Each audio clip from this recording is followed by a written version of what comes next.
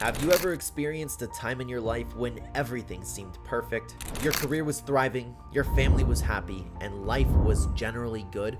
Then suddenly, one negative event occurred, causing your seemingly perfect world to gradually unravel until everything fell apart? That was the case for our dear friend Ben. On August 20th, 2010, 911 received an unusual call from employees at the Vortex Spring dive shop in 𝗔𝗕𝗢𝗨𝗧, Florida. They reported a missing person. Upon investigation, police discovered an abandoned truck and a wallet containing cash and identification belonging to a 30-year-old man named Ben McDaniel. So, what happened to Ben McDaniel? Where did he go? To uncover the full story, watch the video until the end, and please subscribe to the channel for our upcoming videos. To get the full understanding of this story, we must first know who was Ben McDaniel. Ben McDaniel, born on April 15, 1980, was the oldest of 3 siblings, growing up in Collierville, Tennessee. He was a lively and adventurous child, always eager to conquer new hobbies like rock climbing, which he often enjoyed with his younger brother Paul. Ben also had a remarkable talent for playing the piano, which he showcased during family gatherings. At 15, Ben discovered his passion for diving, practicing in his family's pool, and honing his skills throughout high school. However, when he went to the University of Memphis, where he graduated in 2004 with a degree in construction management, diving took a back seat. After graduation, Ben started his own construction company, and life seemed perfect with a happy marriage to his wife Sarah and a promising career.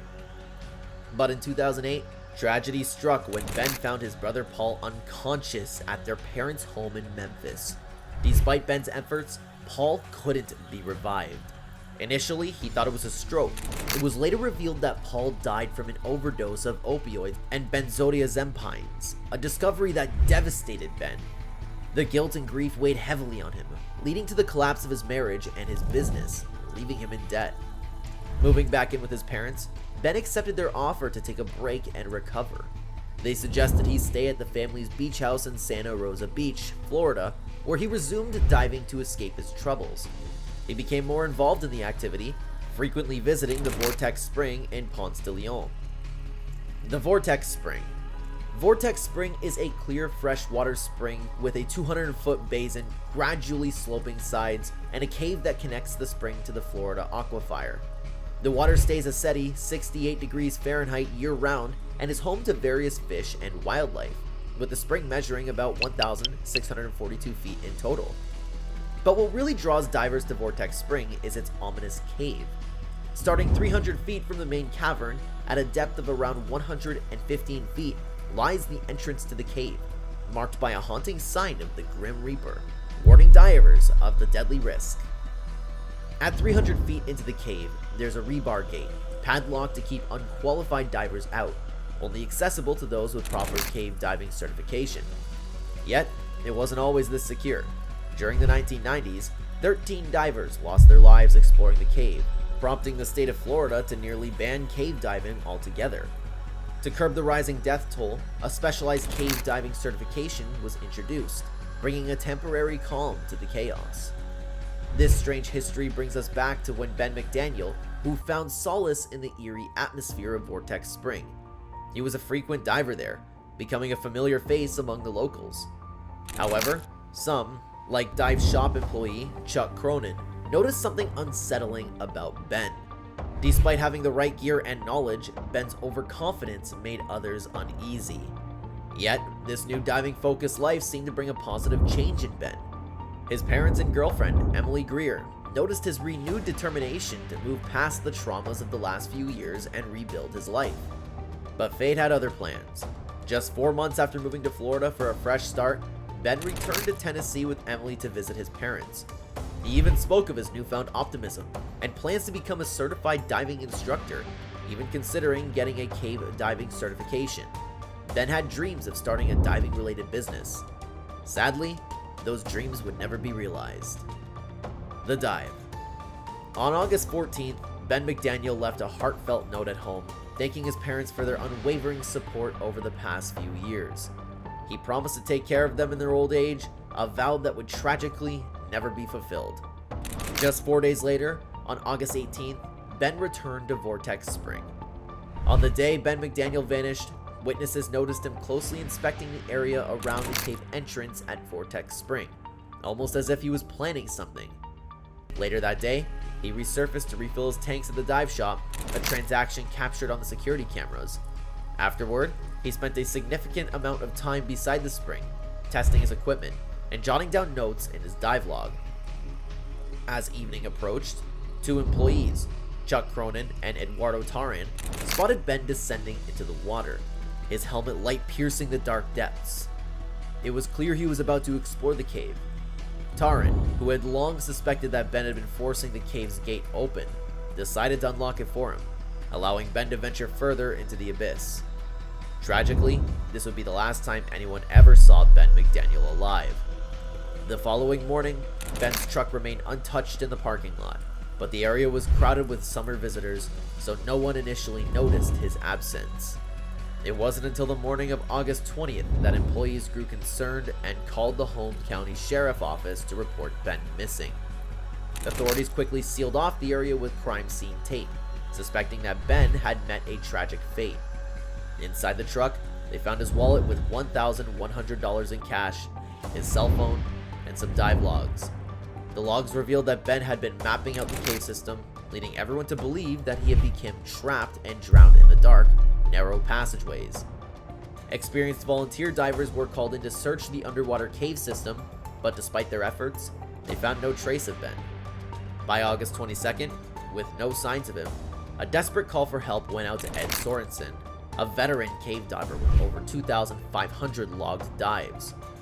Sorensen arrived at the Vortex Spring the next day, determined to find Ben, even though he was warned of the cave's extreme danger.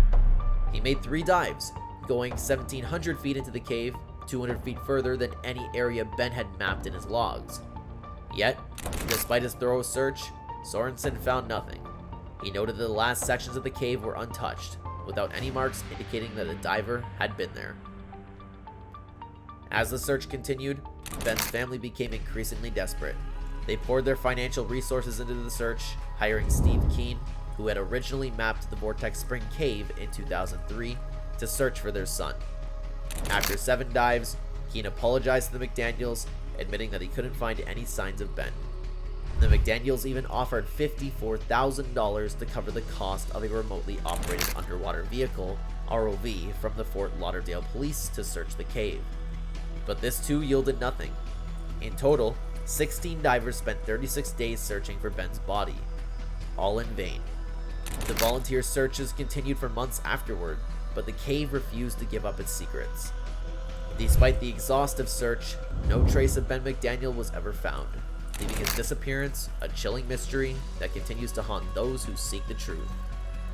In 2013, the state of Florida issued a death certificate for Ben McDaniel, hoping to help his family find some closure. But to this day, no one knows what happened to Ben McDaniel, and his body has never been found, leaving the eerie waters of the Vortex Spring shrouded in mystery and fear. Controversies around the disappearance. As the search for Ben McDaniel dragged on, doubts began to creep in. Some wondered if his body was even in the cave at all. Whispers circulated that maybe someone had secretly removed his remains before the authorities were alerted.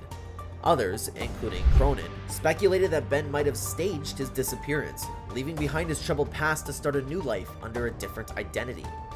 The McDaniel family, however, grew increasingly frustrated with the limitations of the search. Convinced that Ben's body was trapped in some hidden, unexplored part of the cave, they offered a $10,000 reward to any diver brave enough to venture the cave's most remote and dangerous pockets to find him.